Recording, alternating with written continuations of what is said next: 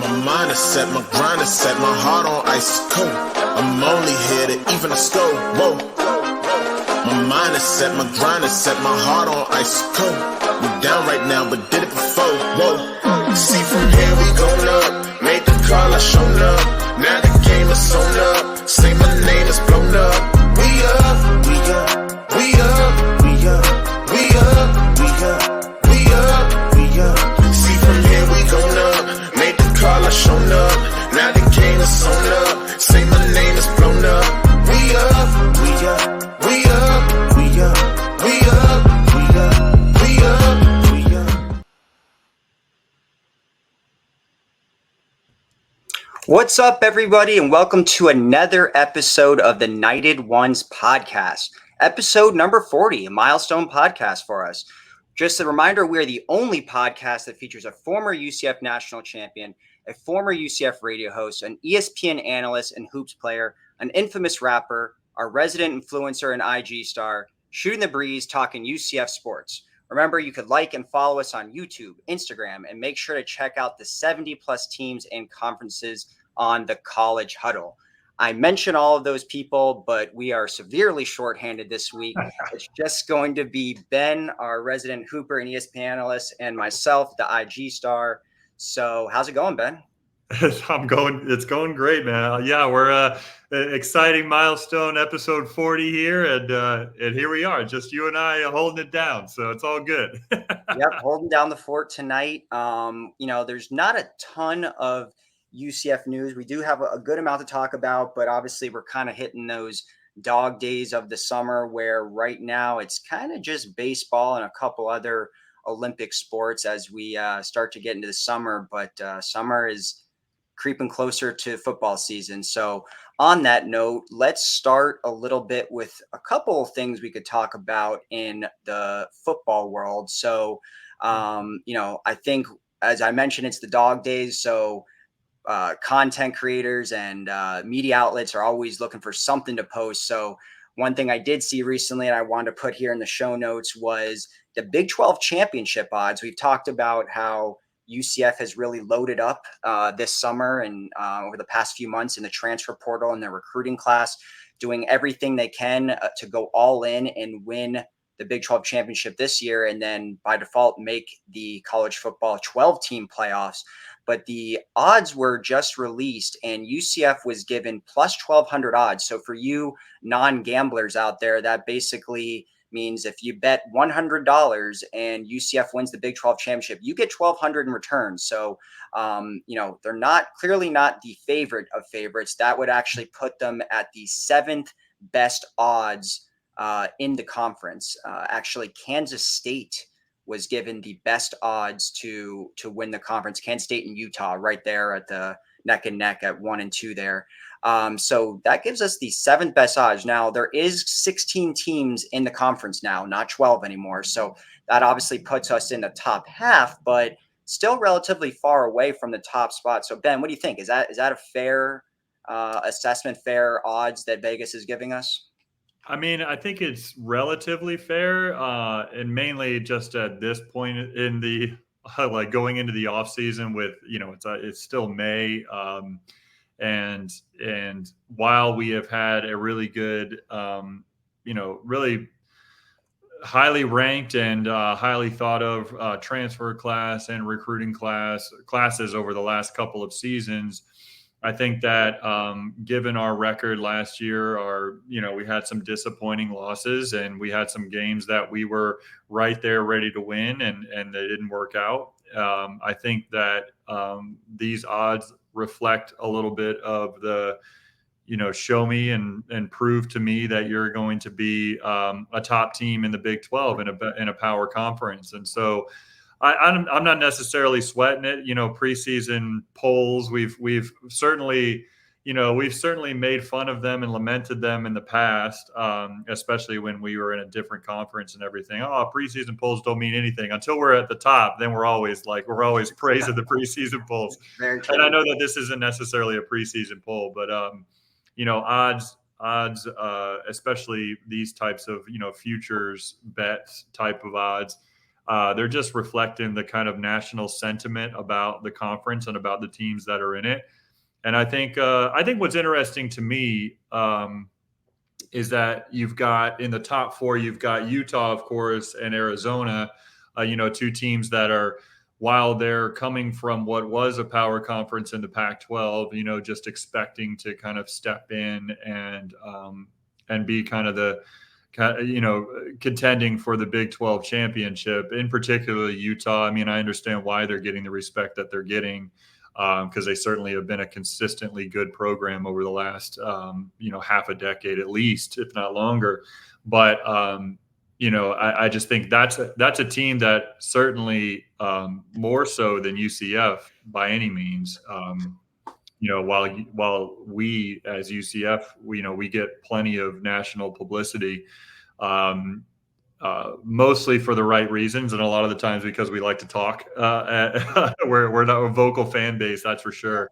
But Utah seems to be kind of an established team of consistency that gets a lot of respect nationwide, and that's reflected in their in the preseason talk of them coming into the Big 12 and meeting that standard of contending for a championship, which, I mean, hey, hopefully we're like both undefeated going into that final weekend of the season. That'd be incredible. That Black Friday game would really mean something. So, yeah, I mean, I think I agree with pretty much everything you said. I mean, I think part of it shows I still think there is that national kind of thought. While we have established ourselves as a somewhat nationally relevant program, I still think there is that thought that UCF isn't fully one of the big boys yet. I think they like you said, they saw our record last year, 6-7, saw that we really only had one true Big 12 win against Oklahoma State. And really all those teams ahead of us, except for Oklahoma State, I'm looking at now, Texas Tech, Kansas State, they all beat us last year. I mean, even though they were close games, they all beat us and all finished with better records. And then every team ahead of us finished up with a better record than us overall. And then you have teams like Arizona and Utah that were ranked for most of the season. I know Kansas State and Kansas had rankings at certain points in the year as well. So I think overall it's fair. I mean, I do still think there's that part that there is definitely a lot of attention on us, but I still think there's probably a lot of media and national just people in general that don't really know how good our off season was. I think there has been buzz about it, don't get me wrong, but I think just in general, they don't realize all the talent we've acquired and may still be looking through the lens of, hey, they're a transition team. They're coming from they're only 1 year into a new conference. They probably still have a lot of quote unquote G5 players or whatever the case may be. So right. I think that's part of it. But overall, I think ranking us essentially what would be considered 7th is somewhat fair considering where we ended last season. We couldn't, we did not do well in close games, and we're, going to be bringing in a lot of new pieces and we have a lot of new coaches. I mean, there's a lot of chemistry and all that type of stuff when you have a little bit more, I don't want to use the word stability, but just maybe less turnover with some of these other teams like Kansas State and Kansas. They all pretty much are having the same coaching staff. A lot of them are bringing back top quarterbacks who are already played on the team. I mean, Utah, Arizona, Kansas all have probably 3 of the top, 15 or 20 quarterbacks in the country. So, I think that's probably fair, but, UCF is going to have to go prove it on the field. But the great thing is, I think what these odds say more than anything is like, there's not really one super favorite or a powerhouse team. There's not a Texas or an Oklahoma that's, Texas clearly was the team last year. Like, right. Even if they didn't make the playoffs, they were clearly they made the playoffs, but even if they hadn't, they were clearly the best team in the Big 12 coming into the season and then throughout the season. So that doesn't exist this year. I mean, I don't look at Kansas State and start, shivering in my boots over here. I'm not really like, we could beat them. So we're not playing them, but just in general, we could beat them. So I think we just got to go prove it out on the field.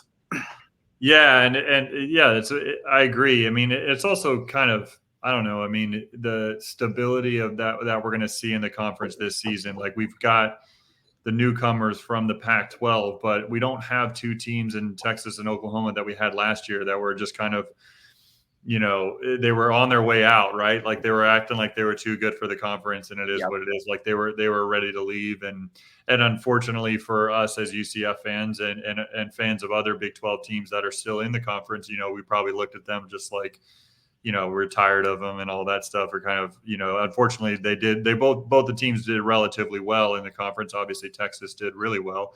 But yeah, it's one of those things as well. And I think to your point of the national media and the national perception, still kind of looking at us as a little bit of a newcomer to the power conferences. I mean, if you're looking at this list optimistically, some of the other newcomers, BYU, Cincinnati, Houston, I mean, they're way towards the bottom in this odds list that we're talking about. And so, certainly I think that's a reflection of not only our, actually how we're thought of, as a better team, better program than even those teams. I mean, Cincinnati, obviously they lost their coaching staff and all that, but I mean, they're a team that most recently made the college football playoffs. And so, that's a program that has seen, I think, as a little bit more flash in the pan than UCF is looked at nationally, right? Like consistently, it feels like Cincinnati could go either way, for instance, but UCF just seems to be consistently on the rise. And so that's a great way to look at it. And then again, just going back to our nationally ranked, highest rated recruiting classes we've ever had. And then also, the transfer class and just how well that's thought of. And I think it's even as more people are kind of paying attention to that part of our recruiting cycle, it seems to be even more of like, the reputation is getting even higher for the transfer class that we put in. But just speaking of transfers in general, it's kind of hard to rank us higher than where we're at with these odds, because how are those, how is that transfer class? How is that recruiting class? How is it all going to come together? And as you said, show it on the field. So. Yeah, absolutely. Well, speaking of that, highly recruited, class that we've had, the last couple of the highest of all time. Well, we're looking like in 2025, we're probably going to topple that mark. I think what 2024 finished, I want to say was, obviously depends on the outlet you look at, on 3, 2, 4, 7 rivals, but we finish anywhere from 28 to about 32. On 2020 for 2025 right now, ESPN just released a nice little write-up on the top 25 recruiting classes for 2025, and they gave UCF number 21. And then if you look at 247, we're currently ranked 25. So in most outlets right now, we are actually have a higher class than we did last year. Obviously, it's very, very early still. We only have 9 commits.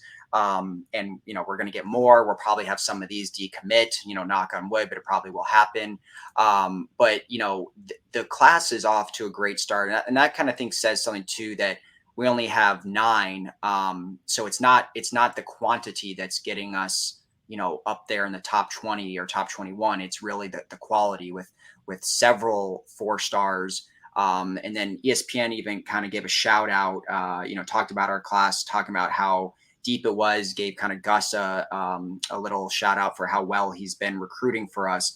And we have 2 ESPN 300 commits, which is like kind of their signature thing for recruits. One on offense is the running back Tavion Swift, and then on defense it's Kendarius Reddick. So they actually had a really nice write up on both of them and just our class in general. So it's kind of still pinch myself sometimes when I see these recruiting classes. I mean, I'm so used to, for years and years, 50, 60, 70 sometimes. I mean, if we were approaching the low 50s, I was pretty excited. Now it's like, I better see 30s bare minimum, or high 20s. But to see 21, when you talk about, only 20 programs being ranked better than us for recruiting, I know it's just on paper and all of that, but that's that's really exciting to see. And remember, there's 60 plus Power 4 schools. So to be in that top third already is really exciting. And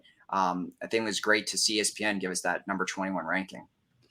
Yeah, no, I think it's awesome. It's funny that you say that, because it's, just about how the progression is. Because I agree with you. It's like, even over 5 years ago, but even as recent as about 3-4 years ago,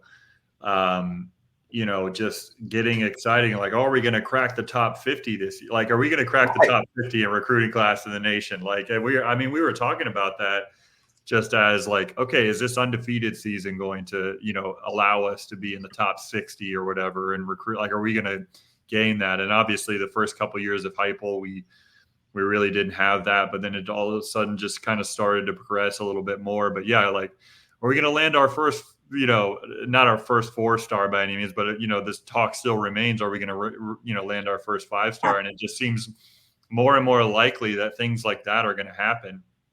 And we're just getting the top. I mean, I remember if we had a recruit that would even put us in their top 5, a top 300 recruit like that, we would just be so pumped to even be mentioned with some of those schools, that these guys like a Kendarius Reddick or Swint or whatever, that would put us in the top 5. We'd just be, man, that's awesome that we're on that same graphic as some of these other schools. And now it's starting to be, almost expected. It won't be long until we'd be disappointed if we weren't a top 25, recruiting class. And I think it's just a reflection of the type of recruiter that Gus Malzahn and his staff are. Just a reflection of where we're going as a program. And it's awesome. And just on the other note, kind of the flip side of that is, who the heck knows how many of these kids are actually going to wind up signing with us on National Signing Day? You never know. But I mean, our NIL and the things that we offer these student athletes isn't getting smaller by any means. And so if they're committed right now, I can't imagine the things that we'd offer as a program just in general. I mean, I'm even speaking outside of NIL. I can't see how it would, it's not getting any smaller by any means. So I think that all signs are kind of pointing us to continue to grow this type of expectations along with the results in the recruiting class and then beyond once we get them on campus, which is, of course, the most important part. Yeah, no doubt. I mean, it's so cool it's like you said, it was a big deal to be top 5, but I mean, it was a massive deal if we ever landed even just one 4-star in a single class. And that happened a couple times, under Frost. We had that 4-star running back from Memphis who ended up transferring a year later. And we had a couple 4-star guys, but now to see, I mean, last class had 8 4-stars. This one already has 3, 4, if you, depending on the platform that you use. I personally use 247, but that either way, we have multiple 4-stars, which is now that's 3 classes in a row with multiple 4-stars. And that's like starting to get normal, but it's exciting to see that. And it's not just that. I mean, it's funny. I think of some of the 4-stars we had landed in the past. I can remember a quarterback that O'Leary had landed who ended up asking out of his national of intent. And then like that running back I said from Memphis. The difference is these 4-stars are Florida-based kids or Georgia-based kids. So when you look at a guy, for example, 2 out of our top 3 recruits, Tavion Swint and Tony Williams, both from Florida, they're respectively both ranked within the top 30 recruits in the entire state of Florida. So if you have a 4-star that's in the top 30 in the state of Florida, they're getting offers from almost every school in the country. I mean, it's not like we're getting, a 4-star from North Dakota or something like that, right? We're getting 4-stars that are really basically some of the best players in the country. I mean, if you're a top 30 player in Florida, it's fair to say you're probably a top 300-400 person in the entire country when you consider, I guess, like Texas, California, a couple other states. So it is really exciting that we, Gus had said that we are going to, I don't know what his quote was, create a fence around Central Florida and just the state of Florida. And that was something we really got away from. It was really disappointing with Heupel. He was getting recruits from all over Germany, for God's sake. And, Phoenix, different like states. For some reason, Arizona was a pipeline for us. I don't really. It was, it made no sense. Right. So now, I mean, essentially Malzahn is if you look at the last three recruits, I could probably do this as one of my fun facts of the week, but I would venture to say it's well over 80% of it's either Florida or Georgia would make up 80 to probably 90% of the recruiting classes. And this one's no different. Every single recruit in this class right now is from Florida or Georgia, except for one. We had the tight end that we got from Ohio, which is not a bad football state either. But every other recruit is Florida or Georgia, which is great. I mean, Florida and Georgia are clearly two of the top 5 or 6 states in the country when it comes to football. So it's really exciting to see that. Yeah, and to your point too, it's like not only are we getting a top player, but we're getting a player that has, I mean, to your point, the state of Florida, like high school football, California, Texas, and Florida, I mean, that's where the best high school football in the nation is No essentially played. And so it's not only getting a top athlete, but it's getting an individual that is used to playing in big games against other top athletes, and they're competing against them week in and week out. Not only on Friday nights, but also at these elite camps that they get invited to within their training regimen. They're going against top, other players at the opposite position, if you will. Certain top defensive linemen in the area are going to some sort of academy that they're training at, that they're going up against the top offensive linemen in the area. And that'll throughout Central Florida, throughout the state of Florida.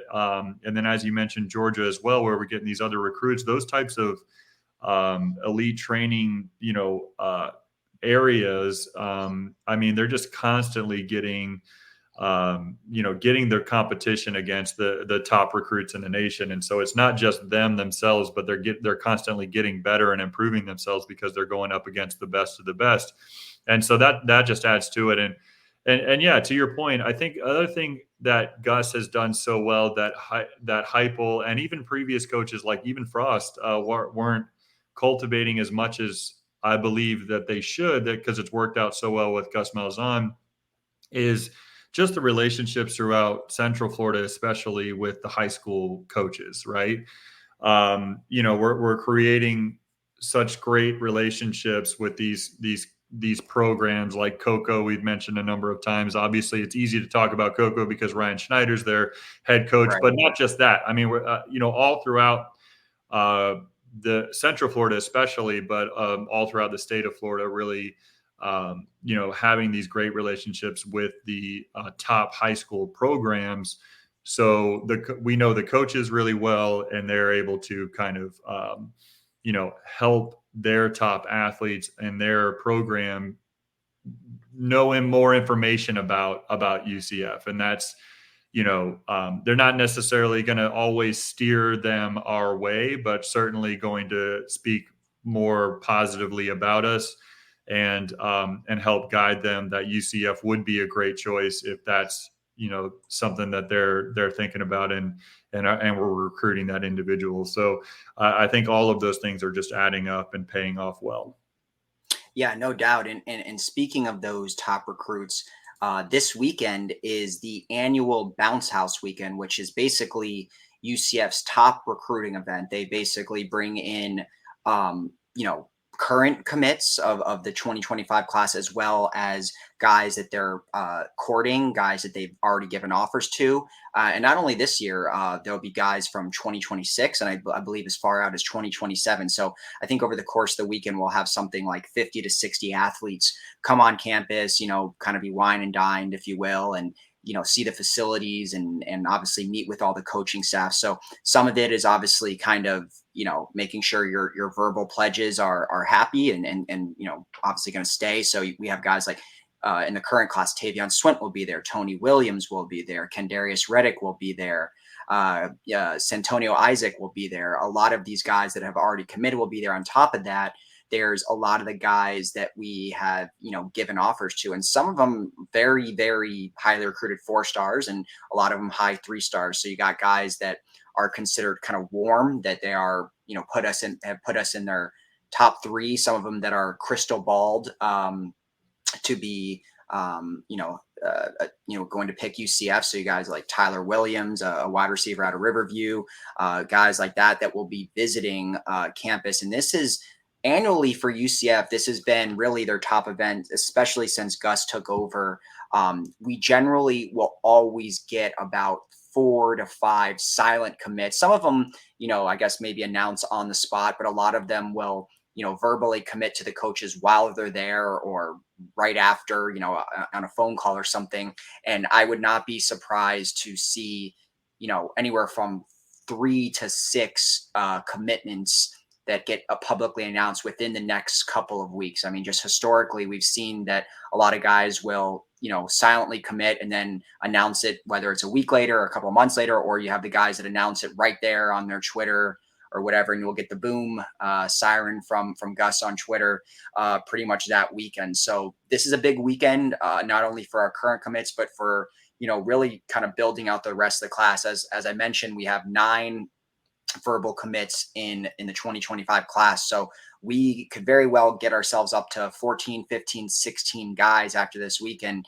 And as we know, with the transfer portal, our high school class size is probably not going to be much larger than, let's call it 20 at the very most, when you talk about, we're going to have to save that room for transfers. So we're probably going to get really the bulk of the rest of our class this weekend. And yeah, there will be guys that will decommit, and there will be, other recruiting visits and recruiting weekends where we'll fill out the rest of the class. But I would venture to say that a big bulk of the 2025 class will kind of come together after this weekend. Yeah, I hear you. I mean, it's definitely the month of June going into most of these recruits, like, senior year essentially of high school is just a big time. It's a big time of their kind of recruiting cycle or their high school journey where, that's one of those months that, June, namely June going into their senior year, is one that is certainly a lot of verbal commitments start to happen. And so yeah, I mean, I agree with you. After this weekend, hopefully we'll see some even further commitments to our already, class that's shaping up. Yeah. And I think we talked a little bit off camera that, roughly about, probably only about 30% of every class probably really ends up seeing the field or being a productive, at the very least, role player. Obviously, some of them will turn to stars. And I think we've talked about this on other episodes of the podcast that, Gus has gotten a lot of big names on paper through high school. And, obviously most of them, at least starting last year, all of them that he recruited were still underclassmen. They were all sophomores or freshmen or redshirt freshmen. But now you're going to be, seeing now some juniors and sophomores. So, it's time to, start seeing that production. And the good thing is, I think, while there has been maybe some complaints that, a lot of them haven't panned out or a lot of them haven't seen the field yet. I mean, I think one factor in that is obviously the portal. I mean, if you're going to get a guy that's played 4 years in the SEC, like Ethan Barr from Vanderbilt, is he really going to play over a 4 or, for that matter, 5-star linebacker recruit who's 18? It's just not realistic. I mean, why wouldn't you play, unless this 5-star or 4-star shows out like crazy and literally earns the job and beats out a 4 to 5 year starter from the SEC who's been a captain, someone's been productive, racked up stats and been a really good player. It doesn't really make sense. But on the flip side, though, it has, I don't think the numbers have been astronomically low. We still have seen a good amount of freshmen play right away. We saw it last year with Braden Marshall and Randy Pittman and John Walker. And then a couple of guys that also played on special teams where a lot of freshmen get their start. So I don't think there's anything alarming there. It would be nice to see a couple more of these 4-star and highly recruited guys start to pan out by now when they're turning into sophomores and juniors. That's generally the time that they're not playing by sophomore, junior year. It's probably not looking good. So you talk about guys like Isaiah Nixon and some of these other really highly, Troy Ford and Andrew Harris, these guys that haven't played yet, which, it's probably getting to that time where, they're either going to play or they're a bust and they may transfer. But, like I said, there's the portal, and at least we are seeing the highest of the high recruits like Pittman, like Walker, they seem like the real deal. They're playing as freshmen, and a lot of those guys I mentioned are going to be pretty much key playmakers for UCF next year and for the next couple of years. And then hopefully we see a couple more of those guys start to pan out in the next year. Yeah, I mean, I look at it. I look at that whole everything you just described as actually, I don't even feel like I'm looking at it optimistically or overly optimistically, I should say. I mean, because I feel like that's kind of all good things about the transfer portal. It allows these highly recruited 4 and 5 star athletes, right? Like, I mean, physical specimens like the John Walkers of the world, like to be able to learn from certain players aside them in the position, or like in front of them in the position, right? Like that are just more ready for the speed or the strength or the timing or whatever you want, the playbook or whatever of college football at that level, because they have the experience along with the skill that some of these freshmen are even presenting. And so they're able to learn these 4 or 5 star freshmen where you are able to learn underneath those guys, but also be pushed by those guys and push them themselves, which, pressure creates diamonds is what we always say, but also be able to contribute on the field during their freshman year, sometimes sparingly, sometimes more significantly, where you see these flashes and then all of a sudden they take that kind of sophomore leap, that junior leap, where they're just going from, steady contributor to superstar in the lineup. And it's just, they're so much more prepared for those types of moments. And that really works out well.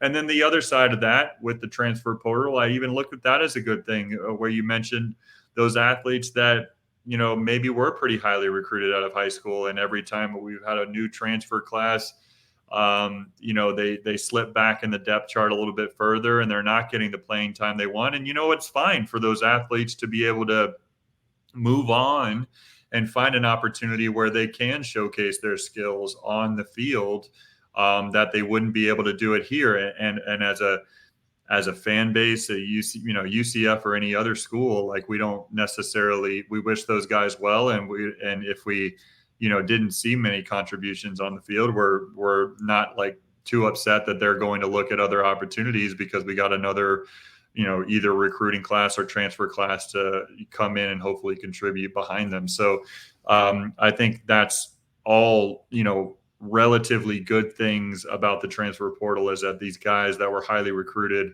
out of high school and they didn't quite see the field their freshman, sophomore year, they're able to go look for other opportunities. And then the ones that did see the field, whether it was sparingly or not, they're learning from every bit of those. They're learning from every bit of those experiences and moving forward in a great way. So that's absolutely something that I think we would benefit from on both sides of the transfer portal for sure. Yeah, absolutely. So, I think, we've talked about that a good amount. Let's get into the final kind of football news. It's not necessarily UCF related, but it is the Big 12 related. So I don't know if you saw this, Ben, but Utah, a rumor came out over the last, I guess, week or so that basically they were considering moving to the ACC. Now, there was a time, I guess, when the Pac-12 essentially was falling apart, that Utah was offered or had the option to go to the ACC, but they declined it. I would assume that's because they foresee that instability there with Florida State and Clemson and, some of the top programs over there trying to get out. Obviously, they're looking at legal options to get out. So they eventually chose the Big 12, but I don't know if, that was a BS rumor, that Utah is still looking to consider. Apparently there was something they signed where they're not locked in like the other Pac-12 teams that joined us as long. I don't know the exact specifics. Like they can potentially get out in a few years because they didn't want to necessarily tie themselves to the Big 12 for, I don't know, the next decade or what plus or whatever it is. Their AD came out and vehemently denied that, but I think everything we've seen in college sports is coaches deny that they're going to leave and go to the next school. Players, I mean, the words literally hold zero weight. I don't really see an advantage of Utah joining the ACC, even if they were to, not fall apart and stick together. First of all, the geography makes no sense, which I know you could say, obviously Stanford and Cal did that and they're going to be in the ACC, and regionality in college football is dying, but it's not as if the ACC is a massive upgrade. So yeah, their grant of rights is limited to the TV contract length. So, it doesn't seem to make sense geographically, one, which I guess is not that big of a factor anymore for teams, but two, I would think that they'd want to still stick with some of the Pac-12 teams that have joined with the Big 12, and the Big 12 seems to be a little bit more on the rise, especially when you consider basketball. Do you think there's smoke here, or is this just kind of one of those dog day rumors? I think it's, not to provide a cop-out answer on that, it just feels like it's a little bit of both, maybe. Maybe some reporter or somebody within the program kind of leaked a little bit of something that they were thinking about it. To your point though, I don't see the benefit of trying to join. ACC seems like it's just taking on water at this point. Seems like it's a foregone conclusion that it's going to be a top three, power three, eventually maybe even just giant super conferences or no conferences at all and just some sort of super league setup. It doesn't seem like any current benefit, even beyond looking at it from the basketball angle. It just seems like the stability of the Big 12 is just it's certainly there. It is certainly existing, where the ACC is just very unstable and very hostile right now with the top two schools in the conference, especially football wise, with these lawsuits that are out there to try to, potentially get out of the ACC. And if those two schools leave or they're able to get out, what is that future of the conference? So it seems like it's a little bit of dog day rumors, or maybe even some sort of mix up where, yes, like you said, they were considering the ACC at one point. Are they considering it now? I don't think so, because it seems like it just seems like, why would you want to go to a conference that is, the future is just not as bright as the current conference that you were able to move to, which just geographically, looking forward to the future that the conference has, it just seems to all line up with what Utah wants to be moving forward and is right now. Whereas the ACC, I always chuckle when we've got these, West Coast teams or even, even mountain, region teams like joining the Atlantic Coast Conference. It's just, dumb. It makes it so, it just makes the names of the conference so silly. Just the whole landscape of the way this realignment has gone. It just doesn't really geographically make sense, or really any other way for Utah to join the ACC. So I just think it's it's a little bit of both. It's a dog day rumor, or maybe just some sort of echoing from something that they were considering at one point. So yeah, and that would be, I think, arguably Utah would be one of, if not the worst, one of the worst losses. If you just look historically, out of all the teams remaining in the Big 12, they probably have the best, or one of the best, just most success. We talk about winning multiple Pac-12 championships. They've been on the cusp of the playoffs before. A team has been in the top 10 multiple times. Obviously been to multiple Rose Bowls, won the Rose Bowl. And yes, of course, there's been teams like Kansas State and West Virginia, Oklahoma State that have all been to big bowl games and been ranked. But when you talk about, teams in the Big 12 that are still in it, obviously Cincinnati has made one playoff, not as a member of the Big 12, but the only team that has in that out of the Big 12 teams. But Utah has probably been the closest to, making the playoffs, probably them and I would say Oklahoma State, maybe Kansas State in a couple of years. So that would be a pretty tough loss. So I hope we don't lose him, because I think, when you lost the cachet of Oklahoma and Texas and you replaced it with the corner four schools, or as they're called, I think Utah was by far the most exciting get when it comes to football. Obviously basketball, you have, Arizona, but when you talk about football, Utah was by far the most exciting, get that we had. And Arizona obviously was a top 10 team in football last year, but historically, I don't really look at them as a football powerhouse. So, hopefully it is just like a dog day rumor, like you said. Agreed. So, all right, let's transition into some UCF basketball talk. Obviously, not a ton of news there. There was a couple more transfers. They actually did happen more last couple weeks or 2 weeks ago, but Ben wasn't on the last episode to kind of discuss them. So we're really light when we kind of talked about them, just kind of talked about surface level stuff. So one of them was a Georgia Tech transfer. I hope I'm pronouncing it right. Dalen Coleman, a guy that averaged just over 6 points, 6'6", 220-pound shooting guard. So I guess seems size-wise maybe a little bit more small forward-y front court than a point guard, or I guess shooting guard that is more of a guard, but seems like maybe someone that could play bigger. But Ben, you know more about that than me, so why don't you kind of get into some of these transfers that UCF has landed in the last couple of weeks?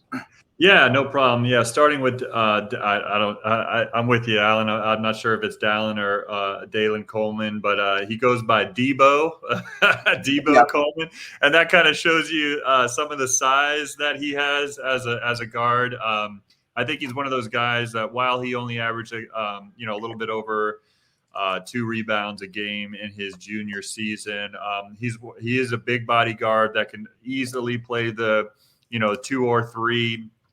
Can handle himself and take the ball up the court if he needs to. He played a lot more as a sophomore. He averaged nearly 10 points a game as a sophomore at Georgia Tech versus his junior season, where he didn't start any games. He played in 28 games, but he played a little bit more sparingly. I'm not sure if he was dealing with some injuries or whatever, but his stats kind of went down, which does reflect that he was possibly dealing with some injuries his junior year, and then of course with a little bit of stat decline like that, and then going from starting almost every game as a sophomore to not starting as a junior, that obviously could have led to him seeking opportunities elsewhere, and hopefully that seriously benefits us. But some of the highlights that I've seen from him. And I sound like a little bit of a broken record with some of these like larger guards that we're recruiting in this transfer cycle here. But he is one of those guys that is a capable 3-point shooter. He's about 35% for his career so far in college. And he certainly can catch and shoot from the 3, but he's a guy that likes to get downhill, likes to get in the paint. He can definitely finish through contact. He's a big, strong guy that I think will help us out in every aspect. Now, we are recruiting kind of a lot of that same type of body style in this transfer class and this recruiting class. So I think it remains to be seen kind of how all of these pieces are going to fit together. And, who knows, like Coleman might be one of those guys that just kind of explodes once he gets on campus and he gets in Johnny Dawkins' system and, really can showcase his skills like we haven't seen necessarily at Georgia Tech, or he might be one of those guys that kind of fades a little bit.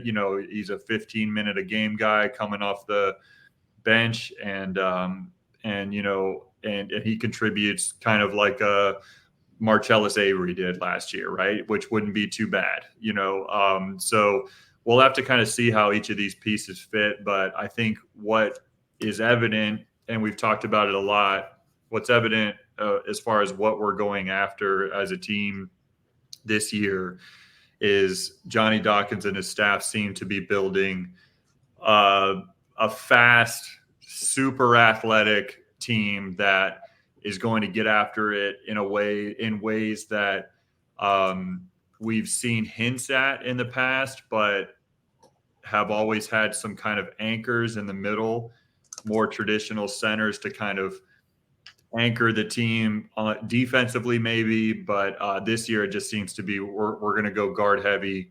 We're going to or at least guard in position only, but going more towards that kind of positionless basketball that Johnny Dawkins has played with certain teams in the past.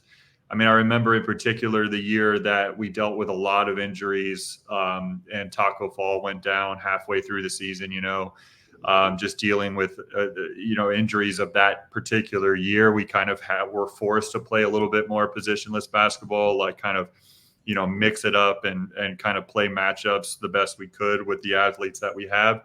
Seems to be kind of building this team in that type of image, which I certainly think defensively isn't necessarily a bad thing. I mean, it's kind of the direction that certain programs have taken. We mentioned Houston in the past.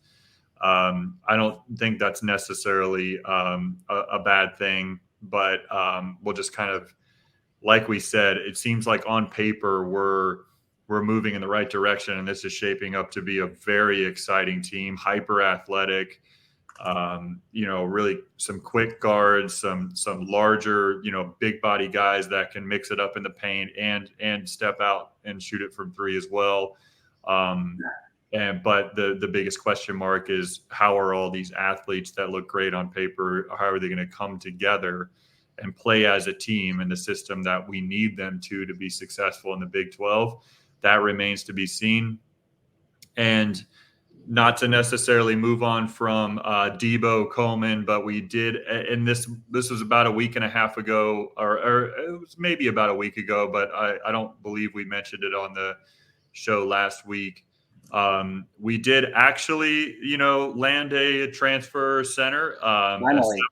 Yeah, we finally got one. So everybody that was shouting on social media, like we I don't know what's going on. We got all these guards. Oh my gosh, another guard. Oh my gosh, another guard. And I wasn't necessarily worried about it for the reasons I just mentioned, right? I mean, I think that today's college and NBA basketball game, you don't necessarily need a traditional center to be a major part of your lineup in order to be successful. I mean, I think teams like Iowa State and Houston have proven that over the years.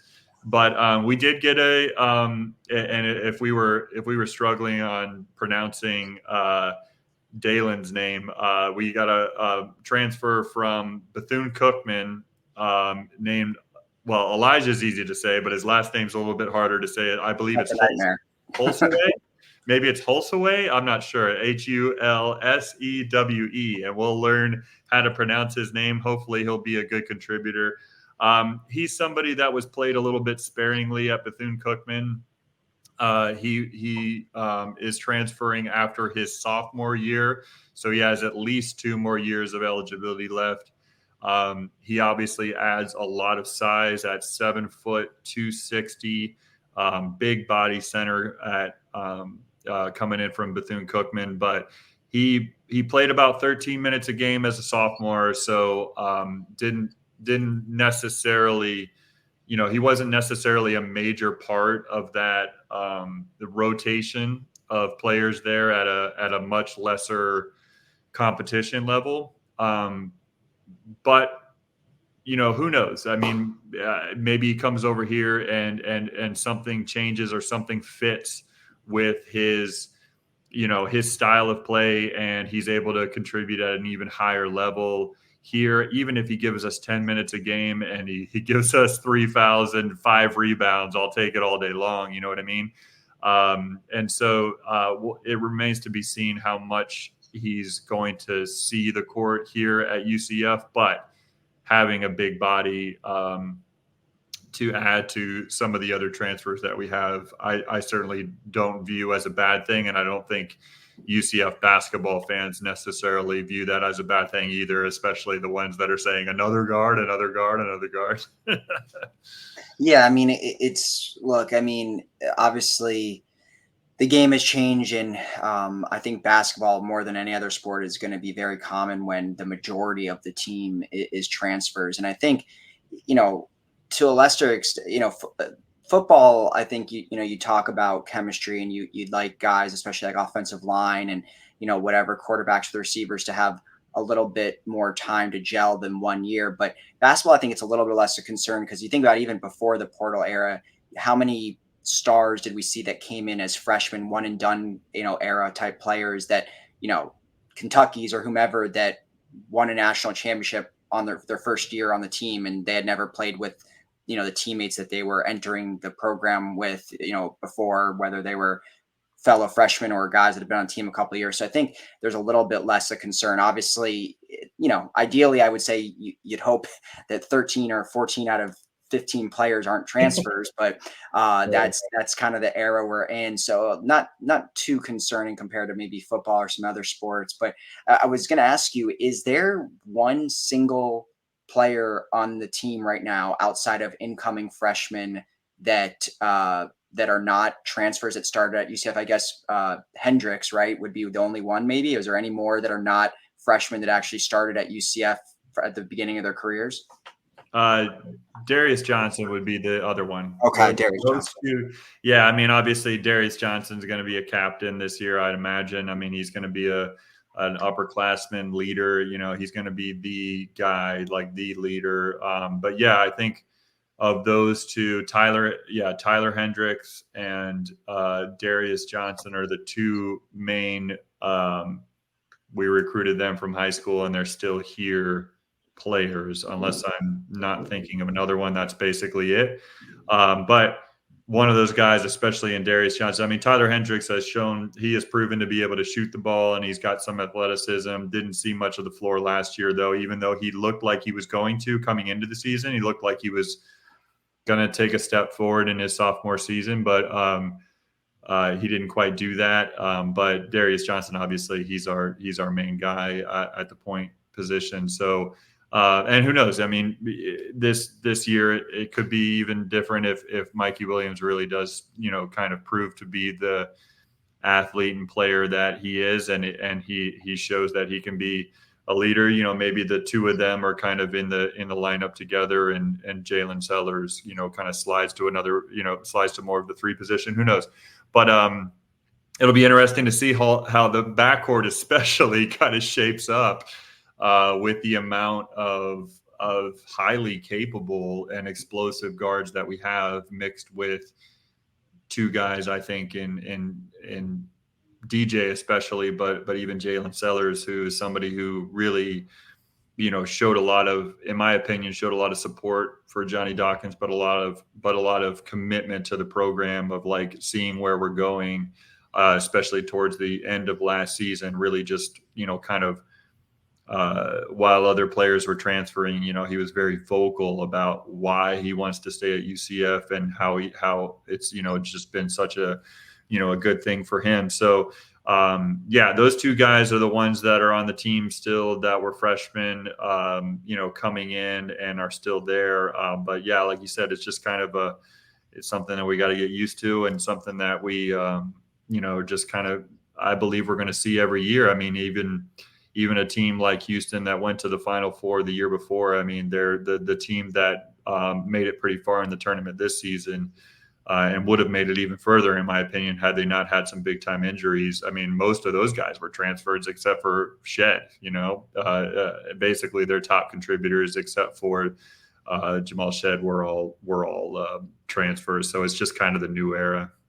Yeah, absolutely. And, either way, it seems like Johnny's adding a lot of talent to the roster. I mean, it's kind of similar to UCF football. It's kind of, on paper right now, but it does seem like a lot of these guys are really, talented. So we'll see if the potential pans out. But moving on to another sport that Ben knows a lot more than I do about is UCF baseball. So possibly the, I guess if you want to call it the three, main sports, if you consider football, basketball, and baseball kind of the main, looks like they had the most successful first year, in the Big 12.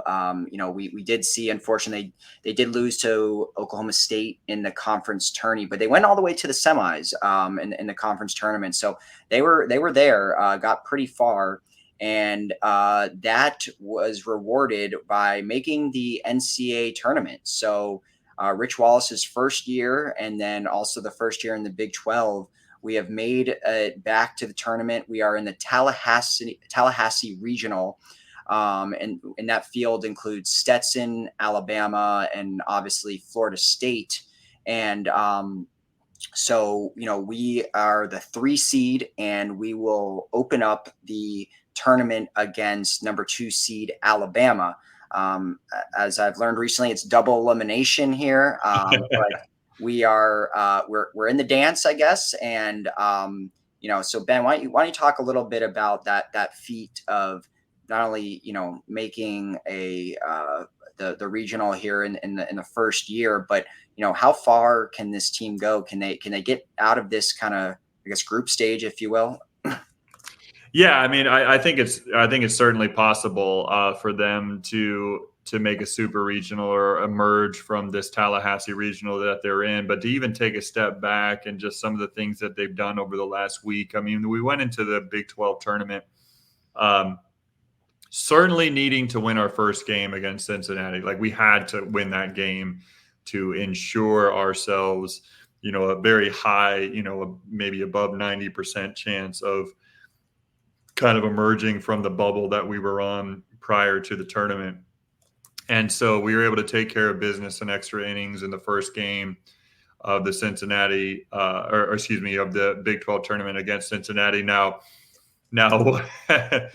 we were up 5-1 most of that game. We had a lot of home runs. In particular, we had 3 home runs total in that game from Danny Neary.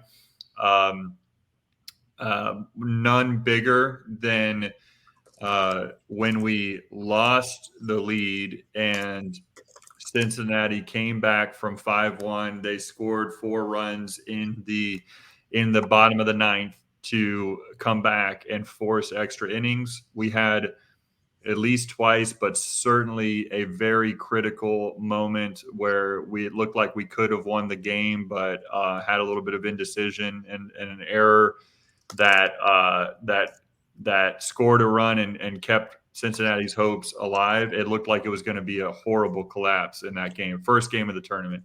Luckily, in the top of the 10th, I believe, maybe 11th, Danny Neary was able to have his 3rd home run of the game. He's the first player, I believe, in Big 12 tournament history to do that, to hit 3 home runs in a game. And so at the end of the week, he continued that great streak. At the end of the week, he was able to earn Big 12 tournament honors. So we won that game in extra innings, I believe in 11 innings, and then we went on the next a couple nights later, played against Oklahoma State, and that game started super late. It started at like 9:30. 10 o'clock at night Eastern, and it didn't end till like almost 1:30 in the morning or so. But again, went into extra innings, won in the 10th on pinch hit that scored a run, and then we were able to hold them in the bottom of the 10th in order to beat Oklahoma State. When we beat Oklahoma State in extra innings, we were basically in. We were a lock for the tournament, and that's a huge accomplishment for Rich Wallace and the entire team in year one of the Big 12, but also just year one of the Coach Wallace era. So really happy for the team, really excited for their chances. They wound up playing Oklahoma State again and wound up losing that game in the semis. But as you mentioned, great run in the tournament. They did what they needed to do to make it, and we line up with a Florida State team. We're going to play Alabama first, and that's certainly a winnable game, but it's not going to be easy. That game is on, I believe, Friday night. It might be Thursday night, but that game is what is May 31st? What is that? That's Friday night, right? Yep. Mm-hmm. Yeah, Friday night at 6:00. That's when we're playing Alabama in the Tallahassee regionals. So double elimination in the regionals. If you lose that first game, you obviously have a very tough road to go because it's not just that your back's against the wall and you're playing an elimination game, but you've got to win 2 games in one day in order to make it. And so it certainly puts you in a great position when you're able to win that first game against Alabama, and hopefully we're able to do it. I think our chances are as good as any in this. I think this particular segment of the regional is wide open. I mean, I don't think that anybody's necessarily expecting one team like a Florida State, the host team, to just blow the doors off of any team that they're playing. And it's even an interesting wrinkle. I don't know if we're going to play them, but it's an interesting wrinkle that Stetson is in this regional, because we did lose to them, and we kind of like one of our worst baseball games of the season earlier this year, where they just had like uncharacteristic, like monster home runs in that game, and they kind of worked us. So I'm sure that if we absolutely, actually do get a chance to play them, that we'll be out for blood, hopefully. But I hope it doesn't even really line up to that, because more than likely, if we play Stetson, that probably means we lost that first game, So hopefully they can take care of business on Friday night and see what happens after that.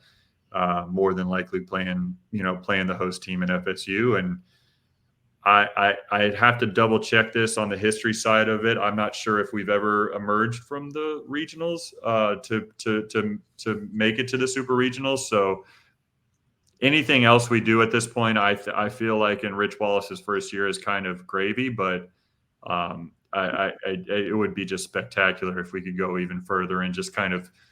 I feel like he's done such a great job of like laying the foundation of what this program is going to be moving forward.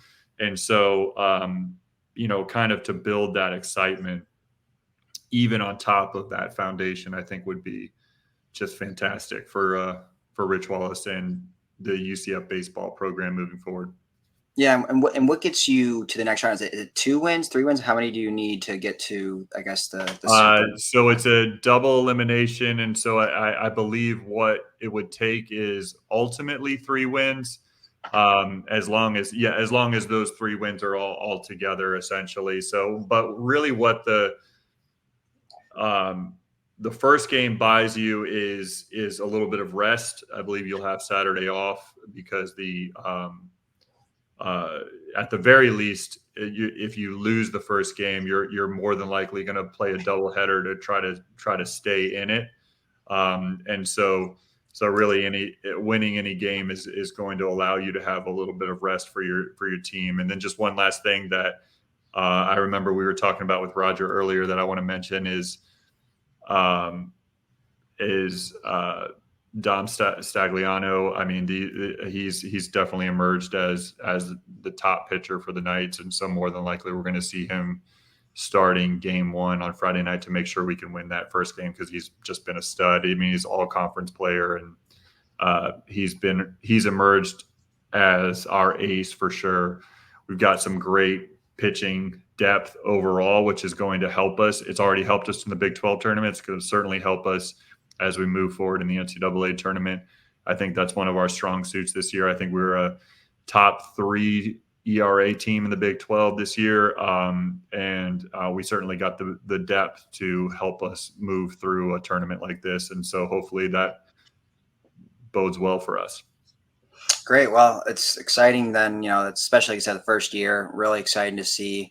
And hopefully we can move on to the supers there and, see what this team can do. So everyone should make sure to tune into that. Friday, they open up against Alabama, and let's support, the Knights as, maybe they'll be a team that makes it the farthest in the postseason out of any of the other, UCF sports here in the first year in the Big 12.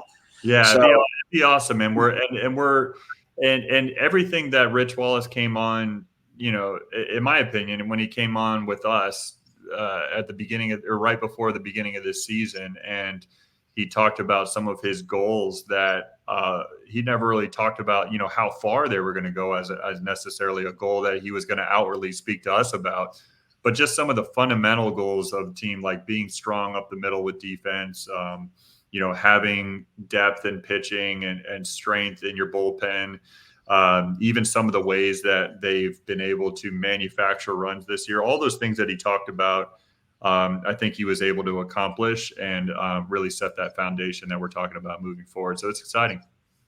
Yeah, absolutely. And kind of talking about that success, a cool kind of stat came out, I guess the other day, that UCF is one of 27 FBS schools, or just D1 major schools, to make both a football bowl game and in the NCAA baseball tournament. And there were 7 Big 12 schools out of those 27, but one of 27 schools to make that a bowl game in a baseball in the baseball tournament. So, and then there's also a short list of, I think it was like 6 teams that did those 2 things, as well as make the March Madness tournament. But I don't know, maybe there's even a stat where if you change the March Madness tournament to NIT, I'm sure we're also probably in a select small list. But at least when we talk about a bowl game in football and the NCAA baseball tournament, one of just 27 schools. So I know not everyone was super happy about the football season, and the basketball, I guess, like we've all kind of agreed that we exceeded expectations. But I think overall it was a pretty decent year, first year in the Big 12, when you talk about transitioning from a group of 5 conference with less money, less resources, less notoriety, and make a very difficult transition playing some of the top schools in the country in all sports, whether it's Oklahoma, Texas, Oklahoma State, whatever the case may be, to really, there's not too many programs that I can recall. I know we joke about how I don't care about any of the other programs besides football and basketball, but no one that really kind of fell flat too bad. I know softball went through some struggles and a couple other sports, but most of the major sports did pretty well. They got somewhere. I mean, football made a bowl game. That's kind of, I guess the lowest level of success, but it is a level of success. I mean, basketball made it to the NIT, which is still a respected tournament. Now baseball making, the tournament is all good things, especially in year one. Yeah, I think, and if I'm not mistaken, since softball made regionals as well, made the NCAA tournament as well. Like, I think that's only the maybe 3rd time. I could be mistaken. I believe the 3rd time in program history where both the softball and the baseball team made the made regionals, made the NCAA tournament in the same year. So, I mean, I agree. I think what we showed more than anything our first year in the Big 12 as an athletics program is that we belong. I mean, that's all we wanted, right? We wanted to show and prove that we belong in our first year. We wanted to be respected as a team that, as a program, I should say, that, should have been here a while ago, has been called and talked about as being a sleeping giant for years past. And yeah, just for so many years. And to do all that you just mentioned, and all those different sports and the accomplishments that we were able to create in year one, again, as we talked about at the opening of the show, I mean, it just feels like we're right on the cusp, but we're only going up, and we're just building that foundation to continue to rise in the future, because we've been having this success just beyond the conferences that we were in, and now we're in a power conference. We've been having this success with limited resources compared to the teams that we're playing against, and that was certainly is true in the Big 12 this past year. And once that money kicks in fully the way that it should in the next couple of years, imagine what we can do with those types of resources. So it's just, the future is just so bright, and that's what makes it so great. Some of the success that we've already had our first year in Big 12.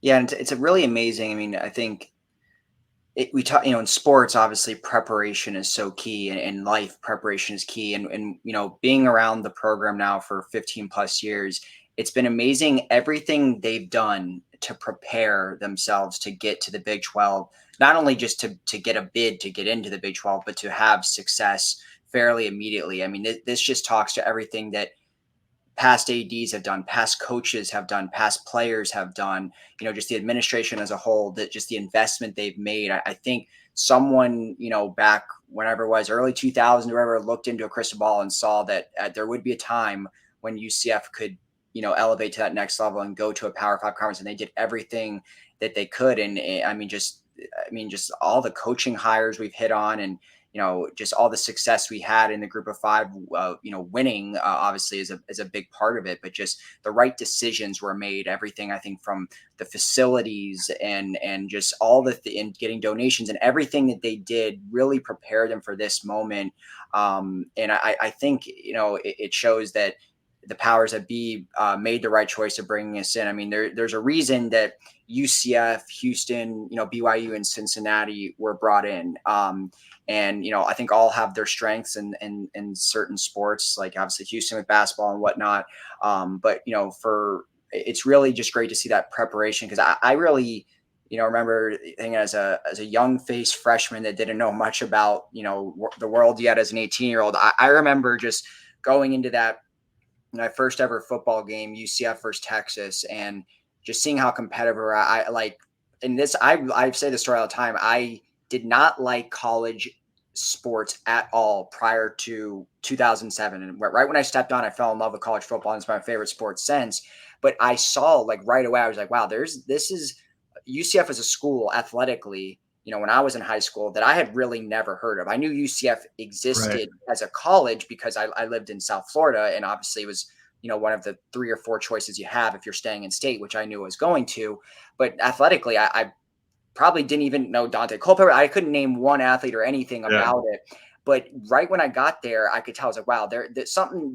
Feels a lot different than going to, I don't know, what I'd imagine going to like FIU or FAU. I mean, no disrespect to them. It just felt like, wow, they're doing something here that it's different. And I kept thinking year after year, something's going to happen. And then when I was in school, 2010 or 11, whatever it was, they got invited to the Big East. And that was like, I was like, wow, see, I knew something was going to happen. Obviously that fell apart. But even when that fell apart, I was upset in the moment, but I was like, it's going to happen again. It was only a matter of time. And just getting to this moment to where we're the Big 12. And I still see there being another level jump. I mean, I don't know if conferences are going to exist like we know them now in 10 years, but it feels like there will be, UCF will even eventually get to that next level, whether it's being in a super conference with the Alabamas of the world or being in the SEC, something like that. It feels like there's just another level that UCF is preparing for again. Yeah, I mean, obviously, I go back even further than that. And you mentioned that Texas game. I'll never forget it because, I mean, just us tailgating on campus and on playing a game on campus was just wild. I mean, it's something I'll never forget. Just that feeling of tailgating on campus for the first time, and like, hey, we're about to walk to our on-campus stadium, and it was just awesome. Yeah, I remember the feeling of, going to, it was right after I was done playing basketball and going to, going to the UCF basketball game in I still call it the new arena. I didn't get a chance to play in the new arena, but certainly some guys that I played with did. And, going to that game and just looking around and be like, wow, this is like, we helped build this, that type of mentality that we had. And it's just never that pride, of being a small part of the foundation kind of just never stops because it just continues to be built on that foundation. And then like I've talked about this on the show before in the past, where, my sophomore season, when we won our first of back-to-back ASUN championships on the basketball team, and we were on a 13-game win streak, which was a school record. And it wasn't until about the 10th, maybe 11th game in a row that we won that season, where we were even getting featured on the local news. I mean, we were excited about seeing a 30-second, 1 minute story on Channel 9 News at 11 o'clock. You know what I mean? Like, And to think about, I mean, we were happy to be just talked about on the Dungeon, like it's just like, I mean, it was like, those were our people, and they still are, of course. But like, I mean, we were just excited to be like mentioned on TV. Like, think about that. Like, as athletes of a team that was like at that time, it's O'Leary's first year, obviously we go 0-12 or whatever that may be, and it's like, and well, I know that wasn't his first year. It was that was the year in 03-04, I think, where he finally broke through against Marshall and all that stuff. Mm-hmm. They had that first win or whatever. But football looked like it was on the cusp, but obviously basketball was a better program, win wise at that time. And it's just funny because it's just like, it just felt like, we didn't even pack the state. You packed the arena, the old arena, until about win 10, 11. And those games were just bananas after that. It was just, the crowds were insane, but it was just kind of a situation where it was like all about us and like what we were doing. And it didn't matter. Like, if we were happy to get any type of attention that we can get. Whereas now it's like, we just talked about it on this show, the national rankings of everything, like we're in the top 25 recruiting classes, and we're like, man, it's not going to be long until we're like, if we're outside of the top 20, we're not going to be satisfied, so so that's just great. It's great to be a part of that history of the athletics program. And what's really exciting about it is that it's I just don't, even with my own bias, and bleeding black and gold, I just don't see how it's going to get. But it's just not going to fade into the background. Like, it's only the beginning still, and that's exciting. Oh, 100%. And it's so, I think we have something that not a lot of other programs, especially in Florida, have, which is, I always talk about this, why it's so cool to be a UCF fan. I remember 08, 09, 10, a lot of my best friends went to Florida, and that was like in their peak when they had just won basically 4 national championships between basketball and football in that time span. Why, I'd be putting up a Facebook profile picture that says "Beat Marshall," and they're sitting there laughing at me and like, dude, that's not a real game. That doesn't matter. Or if we lose to Southern Miss, I'd be depressed for the next day. And like, what is your deal? And I'm like, well, first of all, I don't care who we play. I mean, this is my school. I'm not going to be that person that's a fan of Miami when I go to UCF, and I bleed black and gold, like you said. But I said the rewarding part of this will be, we have essentially, as a fan base, and no Florida State, Miami fans that are our age or even older can't say this, we've seen our first ever national ranking. We've seen our first ever bowl win. We've seen our first ever major bowl win. We've seen our first ever top recruiting class. We've seen the transitions into, different conferences. We've literally witnessed in real time the first of pretty much every major athletic accomplishment, not to take anything away from back in the day, but all the bigger things now, like rankings and big bowl wins and first round draft picks and whatever the case may be.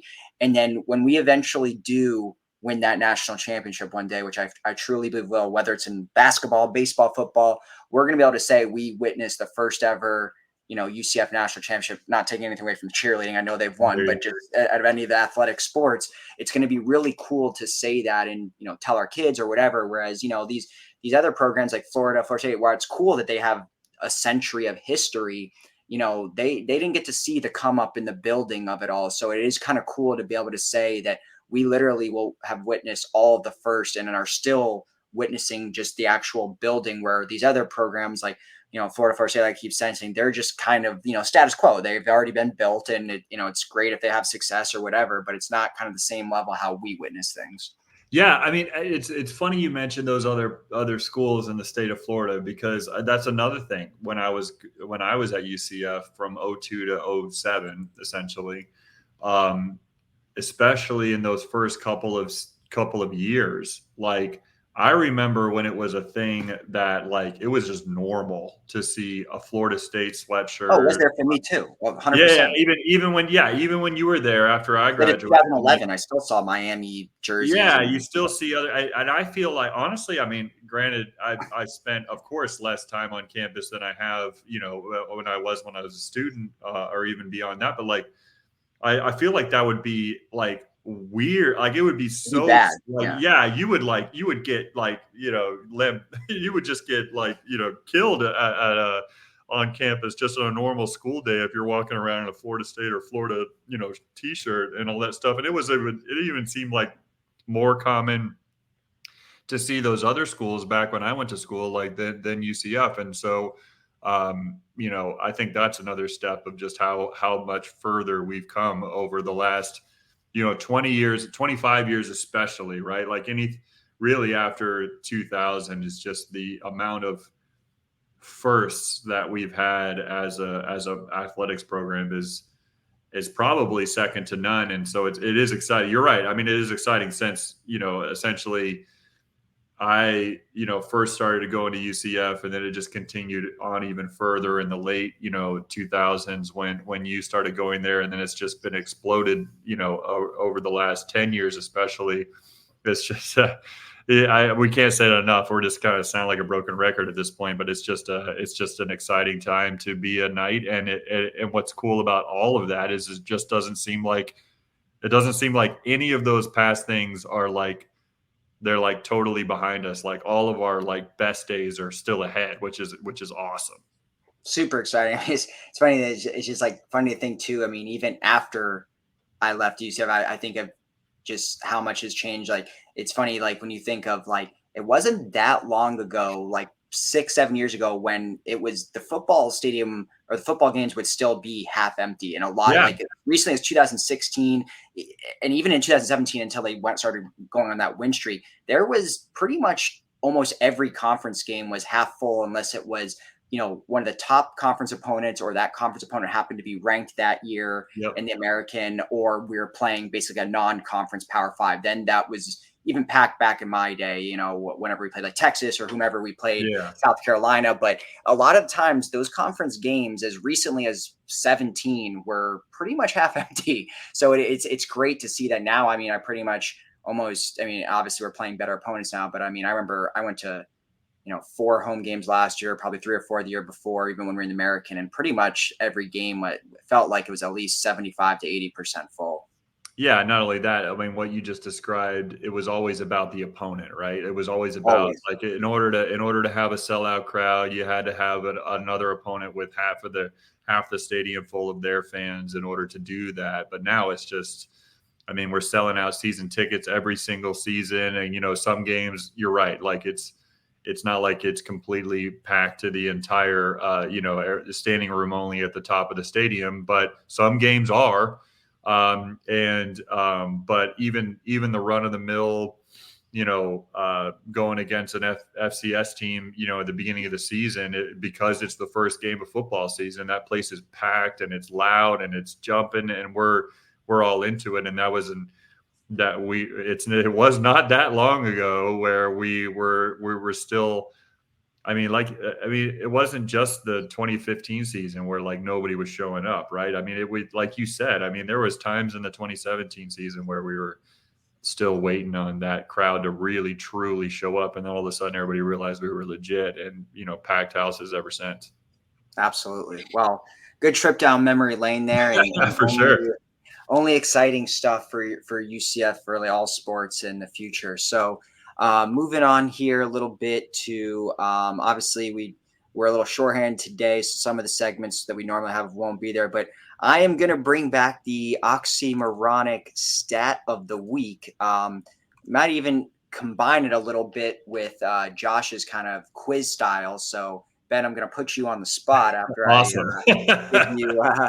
after I kind of give away this fact here. So, obviously over the past couple of weeks, we've talked a lot about, and even today we talked about a lot about just UCF in the portal as it pertains to football, and obviously the recruiting classes. But I wanted to bring back the transfers because, I think whatever it was 2 shows ago, we talked about we had just finished up the transfer portal season. Obviously, UCF brought in a bunch of transfers. I think the final number was 25, and 23 that actually enrolled. 2 ended up retransferring out. So 23 is the final number. So I want to take a look at just kind of the history since the portal era started, which is essentially Gus Malzahn's first season, is kind of really when it really went into full swing. How successful has UCF been in the portal? And, because we just talked about how recruiting, it's been, decent, but we're still kind of waiting on some of these guys to pop. But the transfers have been arguably the most successful thing that Gus has done when it comes to just bringing in players. So I took a look, so in the since 2020, really, when I saw, basically UCF has had transfers prior to 2020, but they all had to kind of sit out a year. So really 2020 to now, we've had a total of 24 all-conference players, either all-conference first team or all-conference second team. So that'd either be an American or this 1 year of the Big 12. And 10 of those 24 have been transfers. And there's been 13 first-teamers, 6 out of 13 have been transfers, and then 4 second teamers out of 11. So, almost 10 out of 24, almost 50%, probably about 40% there have been transfers. So I would say that's a pretty, good number. I don't think you'd want it to be something like 60, 70, 80%. You're hoping that you're, retaining your players that you recruited initially. So that's a healthy number. And definitely just because you didn't make all conference does not mean that you weren't a success. There's also other transfers, like a John Rice Plumlee or someone like that, or even perfect example, RJ Harvey, who hasn't been all conference, but clearly is someone that's amazing. So yeah, you could argue RJ Harvey is one of our biggest transfers like ever, especially after the best transfer of all time. If he's healthy this season, I think it's going to be definitive. Like, I think it's going to be like a no doubt, like, that he's the best transfer of all time. He's the best transfer of all time. Yeah. It's actually an interesting debate. I did a little post on my page today. I was talking about the top 10 transfers ever, and I actually did put Harvey as number one, even if he didn't play this year. I was really debating between him and Mike Hughes, and the reason I know it was only 1 year, but that 1 year was so impactful, so dynamic. And also he turned it into a first round draft pick that I almost had to debate it. But when you look at RJ could end up, I don't think there's anything he could do this year, even if he has the best year of all time, that he could surpass Kevin Smith. But I think there's a realistic chance that we look at him as bare minimum the 3rd best running back in school history, and potentially the 2nd one. I think it still would be hard to pass Latavius Murray, but I think he's undoubtedly will become, even if he does, just 1,000 yards and 10 touchdowns, a decent year, I think ends up as the 3rd best running back in school history. Yeah. And easily, like you said, easily the best transfer of all time. That year by Mike Hughes, for some reason, like, he just seemed to bring bring that defense to just another level. It was almost like it was just some like, I don't know. It was not only his skill, but it was almost like his like veteran presence. I've heard from Trey and others that, he was, Mike Hughes was a quiet guy. Like, he wasn't somebody who was a vocal leader by any means, but he just seemed like be one of those guys that just like provided that stability. And he was just an incredible cover corner, back there. And so Mike Hughes was amazing. And obviously he has probably the best exclamation point of any career. I think like the most iconic, possibly the most iconic play in UCF history. Yes. I think. Yeah, I would say that's probably, reservations for 6 and the Cabana is probably the most iconic play in UCF history. Just for what was on the line. If that. Arguably, it's funny. I always think about that too, because I remember right before that happened, and not to go too far off into memory lane again, but I remember right before that happened where I turned to my wife and said, well, Blake Bortles had so many like end of the game comeback, iconic like drives to end the game. And I said, this is Mackenzie Milton's chance to like have a Blake Bortles moment, like to really put a stamp on this season and have a Blake Bortles like final drive and really kind of step into that slot of like, maybe even passing Blake in that at that time, right? Right, Like right. obviously it was before the Peach Bowl and all that. And it was so funny. It's like I remember specifically saying that, and then all of a sudden he doesn't need to have his moment because Mike Hughes had the moment, and so that was awesome too. But yeah, RJ is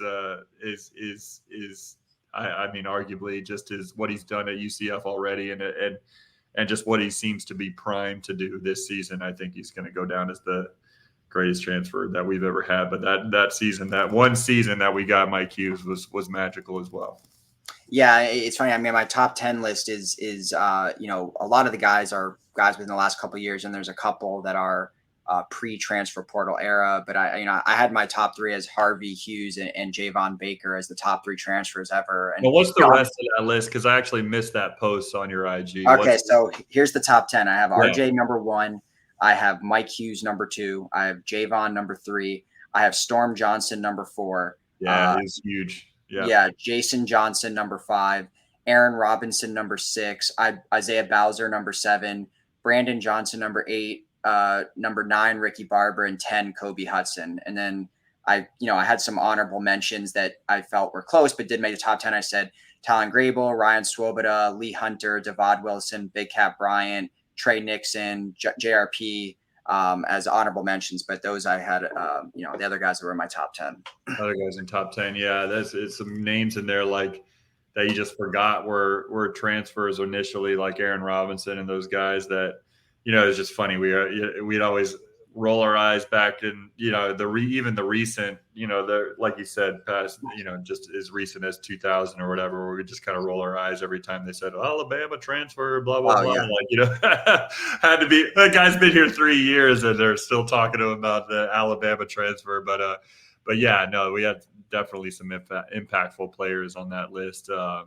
Aaron Robinson is one that sticks out as one of my favorites from that list. That's a he had a great career here. So absolutely. Well, so going off that to finish off the oxymoron. So then the quiz comes from this. So UCF in total has had out of all of their draft picks to the NFL, 8 have been former transfers, and then actually 6 of the last 8 draft picks that we've had, starting obviously with the 2024 draft. So 6 of the last 8 are transfers. So when you look at that, it's like, well, 6 out of 8, that's pretty recent success with transfers. So we definitely have turned, 8 overall transfers into NFL players and 6 of the last 8 into NFL players, which I think is pretty impressive, or sad if you think of how college football has turned into, but still, still impressive. So who are those 8 draft picks? Oh man, I feel I'm like completely gonna embarrass myself here because I couldn't even. I'm like 2 are from this past draft right now, so that should. We got Javon Baker, one of them. Jesus, who is the offensive lineman? Yeah, what was his name? Grable, yep. Grable was also drafted, so that's 2. Oh man, I don't know. I'm just drawing a complete blank on the rest, and people are gonna mess with me in the comments, and that's totally fine. But hey, it's been a long week already, even though it was a shorter. Yeah, and some of them are not like super obvious that you forget. Like, so for example, one of them would be Aaron Robinson. There we go. We just talked about him. Yeah, you forget that he was kind of a transfer because he was pre-portal era. Then you have Trey Nixon. There's another one that he was a transfer, but he was one. Then where did he transfer from again? He transferred from Ole Miss. Ole Miss. Yeah, okay, that's right. I remember that. I remember when that happened because I was still living in Memphis at the time, and obviously a ton of Ole Miss fans there. So yeah, all right, cool. Yeah, then you have another one that you probably would forget is transferred, Jacob Harris. Actually, Jacob Harris. He transferred from Western Kentucky. Then one we just talked about extensively, Mike Hughes. Obviously, I mean, he's technically a JUCO transfer, but still a transfer, and he actually did technically play at UNC for one season. So you have Mike Hughes. So that's 1, 2, 3, 4, 5, 6. And then the other 2, someone else mentioned Storm Johnson, who obviously transferred over from Miami. And then the final one here is, who am I missing?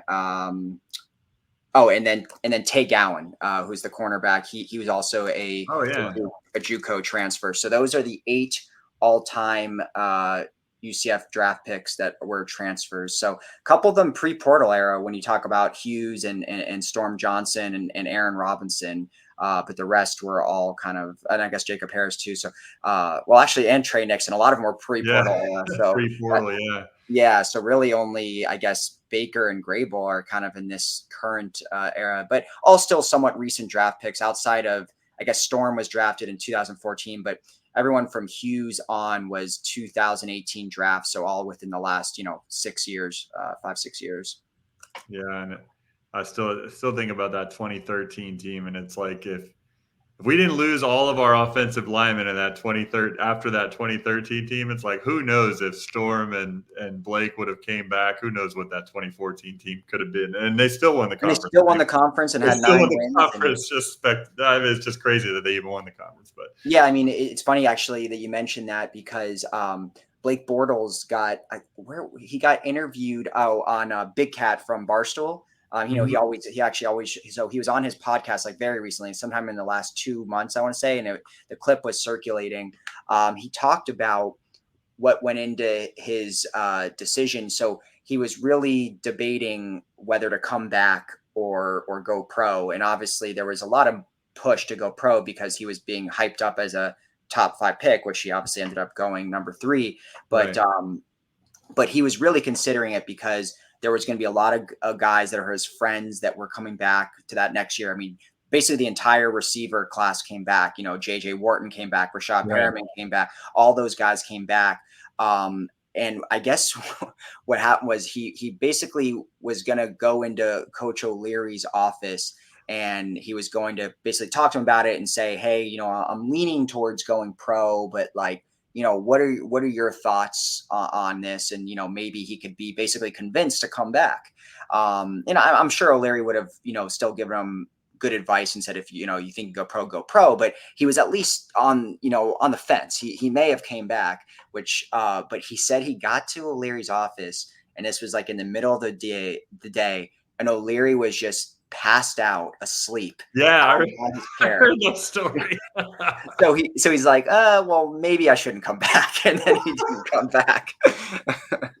So that is, an amazing. What could have been if Leary was actually awake in the middle of the day? Yeah, and who knows if they would have replicated that. I mean, that season felt a little bit more lightning in the bottle than 17-18. That team was amazing, and a ton of pro players, but so many things broke right for that team that year. That's why they're called the Cardiac Knights. I mean, how many games could have bounced the other way and they could have been a 6-win team? I mean, obviously the talent was there, but who knows if it would have been replicated. But with Blake Bortles coming back, he probably would have been considered I would assume a top 5 quarterback in college football that year. Yeah, I mean, who knows what type of year he could have had. It could have been that could have been that one year that it certainly happened with Mackenzie Milton a little bit in 2017 and 2018, but it could have been a lot of Heisman hype around the quarterback position there, especially since Blake just had that size and he just was more prototypical, and it wasn't really considered it just seemed like it was a little bit more stable of a quarterback position just because of his size. And so that would have been interesting.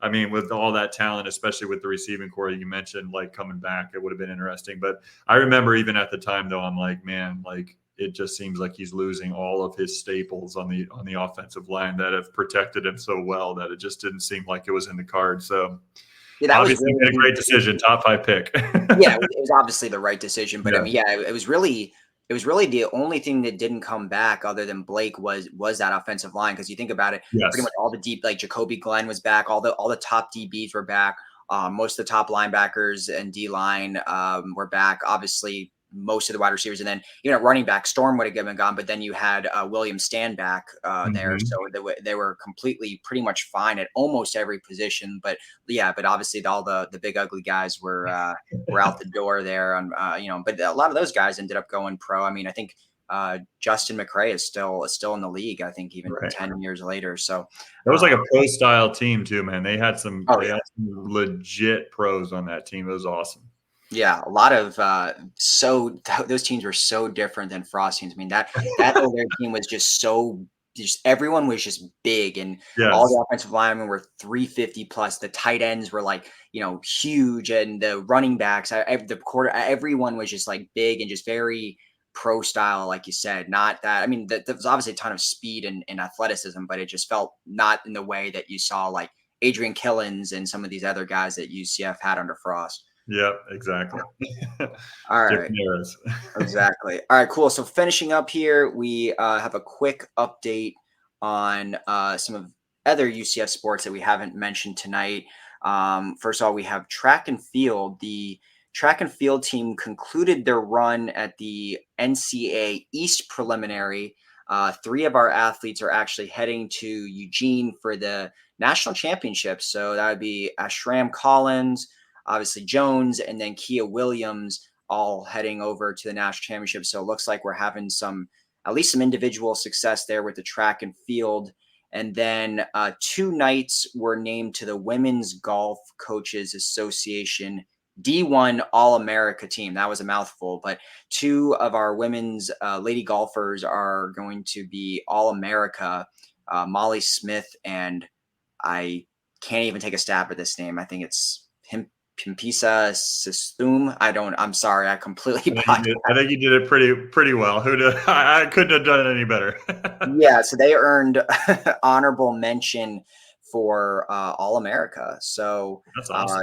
Yeah, so it's great. I guess there's not too many other sports going on right now, really, I guess, outside of that in baseball, but good to see, like we said, some more success with some of the other programs. Yeah, absolutely. All right, cool. Well, great show. It was just Ben and I tonight chopping it up about all the UCF sports. Surprisingly longer. I thought we actually got into memory lane there, talked about everything that's going on. I think next week most of the guys will be back. And to tease, we are going to have UCF's rivals publisher, Brandon Helwig, who we've had on the show before previously. He's going to be joining us sometime in the near future, probably within the next few weeks, to talk about recruiting, talk about obviously UCF's successful transfer portal season, maybe do a little bit of preview of kind of summer ball and what to expect as we kind of head into summer and head into really getting somewhat close to fall, maybe do a kind of a preview and just kind of recap everything that's happened over the past couple of weeks and months. He's awesome. He's really probably the most knowledgeable overall UCF person that I've ever seen. I mean, he's covered the team since, I don't even know, when I was starting in school. The $10 that if you're in the part of the dungeon, it is well worth it with the news, information, tidbits, rumors that he brings. And he's really, truly a wealth of knowledge when it comes to all UCF sports. So having him on is always a privilege. He could really talk for hours and hours about UCF athletics. So we're excited to have him on. Yeah, absolutely. It's going to be awesome to have Brandon on. I mean, he's a UCF encyclopedia. He's been around since, for a long time. He was there when I was there. And so before I was there. And so, yeah, it's going to be great to have him on. Absolutely. So with that being said, thank you everyone who's tuning in, listening to us on YouTube, following us on social media and kind of tuning in every week. So if you can, make sure to, like, subscribe, share, and, continue to help us grow. And Ben, any final thoughts?